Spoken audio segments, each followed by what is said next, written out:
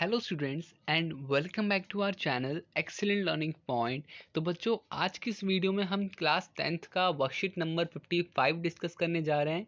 ये हमारी सामाजिक विज्ञान अर्थशास्त्र की वर्कशीट है बच्चों। और आज जो हमारे कुछ क्वेश्चन आंसर्स हैं, आज की पूरी वर्कशीट में सिर्फ और सिर्फ आपको क्वेश्चन आंसर से ही दिखेंगे। तो वो हमें करना है। सारी चीज़ें आपको दिख रही हैं, पूरे 10 क्वेश्चन हैं, तो वो हमें करना है।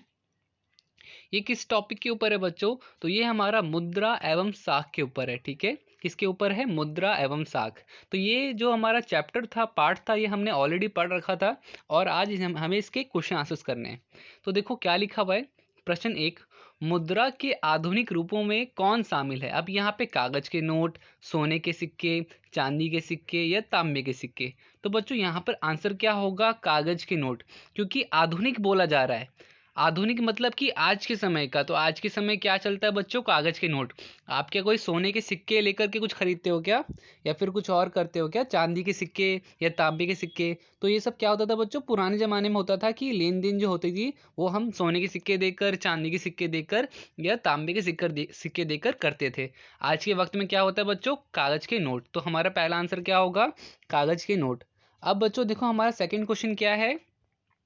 सेकंड क्वेश्चन है, बांग्लादेश में ग्रामीण बैंक की स्थापना का श्रेय किसे जाता है? बांग्लादेश का बच्चों पूछा गया है। तो ये देखो, ये बुक से रिलेटेड क्वेश्चन है।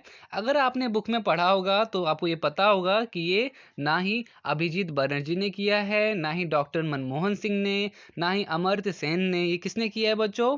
किसको श्रेय जाता है? मोहम्मद यूनुस। ठीक है, मोहम्मद यूनुस।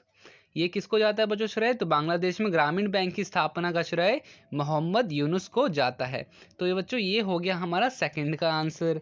अब आते हैं बच्चों, अपना थर्ड क्वेश्चन पढ़ते हैं, क्या लिखा हुआ है। थर्ड क्वेश्चन है, जमा का बड़ा हिस्सा बैंक किस पर इस्तेमाल करता है? बच्चों, जमा जो हम बैंकों में लाखों रुपए, करोड़ों रुपए, हो सकता है हजारों रुपए, आप सब जो जमा करवाते हो अपने बैंक में। तो मेरे बैंक में तो वही 100-200 रुपए ही होते हैं। बट आप सब जो लाखों रुपए जमा कराते हो, तो यहाँ पे पूछा जा रहा है कि वो बैंक उसका सबसे बड़ा हिस्सा कहाँ इस्तेमाल करती है। तो यहाँ पर क्या होगा? नई शाखाएं खोलने के लिए, लिखा हुआ है कर का भुगतान करने के लिए, ऋण पर ब्याज का भुगतान करने के लिए, या ऋण देने के लिए। तो बच्चों, यहाँ पर उत्तर कौन सा उत्तर सही होगा कि बैंक जो है बड़ा हिस्सा जो होता है वो किसके लिए रखती है? लोगों को उधार देने के लिए, ऋण देने के लिए। ठीक है, तो प्रश्न 3 क्या होगा? फोर्थ आंसर होगा हमारा। ठीक है, फोर्थ इज करेक्ट आंसर। उसके बाद बच्चों, हमारा क्या है यहाँ पर? तो देखो, यहाँ पे लिखा हुआ है, रेखांकित शब्दों को सही करके वाक्य को दोबारा लिखिए। अब बच्चों, यहाँ पर क्या है? जमींदार द्वारा दिया गया ऋण साख के औपचारिक स्रोत का उदाहरण है। बच्चों, साख के औपचारिक स्रोत, तो जमींदार द्वारा दिया गया ऋण औपचारिक नहीं होता बच्चों। यहाँ पर देखो, फोर्थ का उत्तर क्या होगा, तो वो मैं आपको दिखाता हूँ स्क्रीन पर। तो बच्चों, फोर्थ का आपको अब दिख रहा होगा, लिखा हुआ था कि ये हमें ना गलत दे रखा है, हमें ये लाइन गलत दे रखी है। लिखा हुआ है, जमींदार द्वारा दिया गया ऋण साख के औपचारिक क्षेत्र के उदाहरण है। बच्चों, तो ये औपचारिक क्षेत्र नहीं होगा, ये क्या होगा? जमींदार द्वारा दिया गया ऋण साख के अनौपचारिक। क्या होगा बच्चों यहाँ पे आंसर? अनौपचारिक क्षेत्र का उदाहरण है। क्लियर बच्चों? तो प्लीज आप अच्छे से यहाँ पर अनौपचारिक लिखना। ठीक है, वापिस से आते हैं अपनी वर्कशीट पे। तो जैसा कि अभी जस्ट हमने फोर्थ क्वेश्चन किया है कि यहाँ पे औपचारिक की जगह पर अनौपचारिक आएगा, अनौपचारिक। तो ये मैंने आपको अभी जस्ट दिखाया स्क्रीन पर। अब प्रश्न 5 देखते हैं बच्चों। प्रश्न 5 क्या दे रखा है? लिखा हुआ है, रिक्त स्थान की पूर्ति कीजिए। अब बच्चों, रिक्त स्थान की पूर्ति कीजिए में हमारा क्या है कि डैश में, डैश भारत में ऋण के औपचारिक क्षेत्र की गतिविधियों की निगरानी करता है। डैश भारत में ऋण की औपचारिक क्षेत्र की गतिविधियों की निगरानी करता है। बच्चों, डैश ये कौन है, कौन करता है? तो यहाँ पर क्या होगा? आरबीआई। यहाँ पे आंसर क्या होगा बच्चों? आरबीआई। ठीक है, मतलब कि भारतीय रिजर्व बैंक। बच्चों, इसका भी आंसर मैं आपको दिखा देता हूँ। ठीक है बच्चों, फिफ्थ में आपको क्या है? डैश जो लिखा हुआ था, तो वहां पर क्या होगा कि भारतीय रिजर्व बैंक भारत में ऋण के औपचारिक क्षेत्र की गतिविधियों की निगरानी करता है।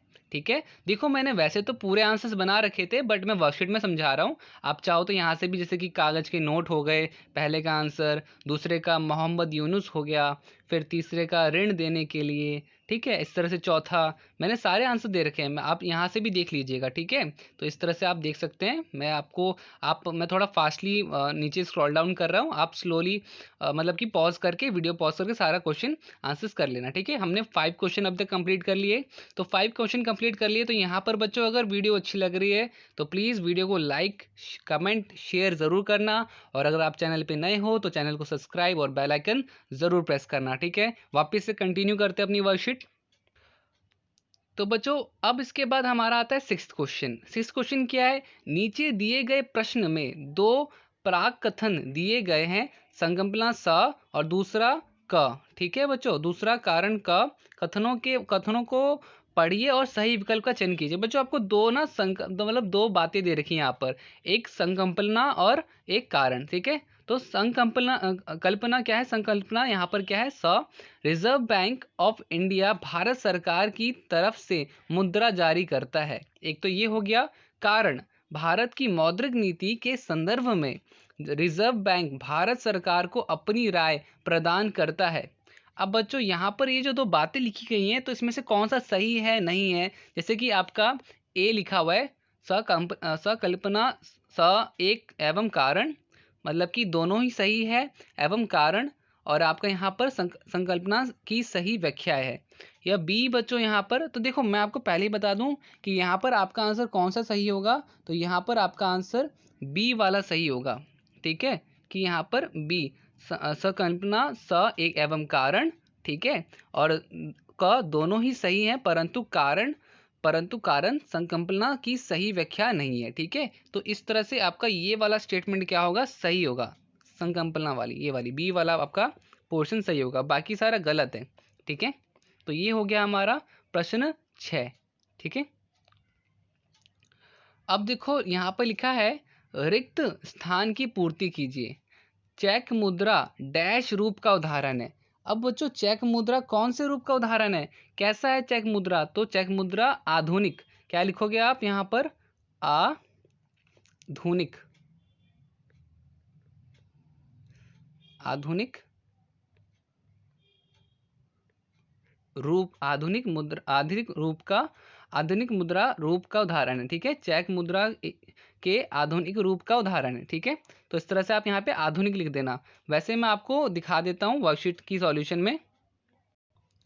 तो बच्चों 7वां आपको यहाँ पे दिख रहा होगा कि चेक आधुनिक मुद्रा के रूप का उदाहरण है, ठीक है। इस तरह से आपको लिखना है। ओके, आगे देखते हैं बच्चों, आगे क्या दे रखा है।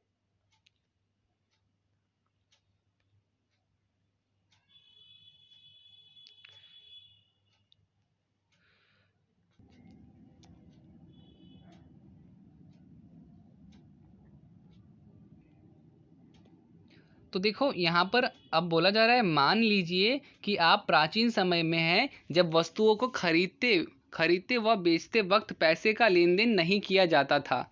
उस समय में वस्तु को खरीदते समय आपको किन समस्याओं का सामना करना पड़ता होगा? अब बच्चों आप बताओ कि जब आपके पास पैसे नहीं होंगे तब आप किस तरह से एक दूसरे से सामान खरीदोगे?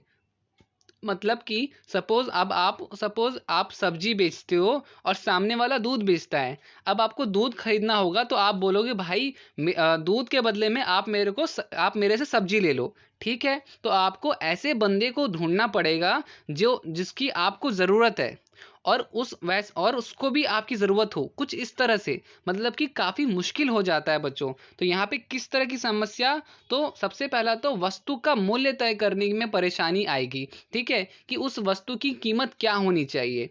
मांग के दोहरे की आवश्यकता पड़ेगी। बच्चों दोहरे क्या? कि जो मुझे चाहिए सामने वाले को भी मेरे से वही चाहिए हो जो मेरे पास हो, मतलब कि काफी डबल कोइंसिडेंस, ठीक है।